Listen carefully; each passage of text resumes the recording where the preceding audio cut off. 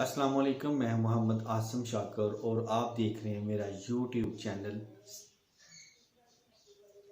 जिस्म की ब्लॉक बंद शरियाने रगें खोलने के लिए कैस्ट्रोल चकनाही भगाता है।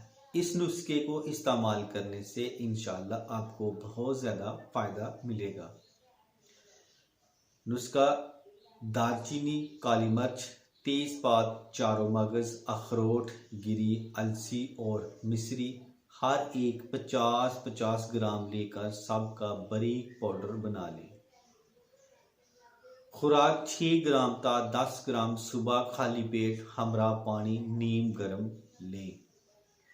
1 घंटे तक कुछ नहीं खाना चाहिए, चाय पी सकते हैं। फ़वाइद: पाँव से लेकर सर तक कोई भी रग बंद हो खुल जाएगी। दिल के मर्ज भी ये खुराक इस्तेमाल करें। हार्ट अटैक या लकवा से निजात पाएं। तो इसके साथ ही मैं अब इजाज़त चाहता हूँ। दुआओं में याद रखना और अपना ख्याल रखना। अस्सलाम वालेकुम।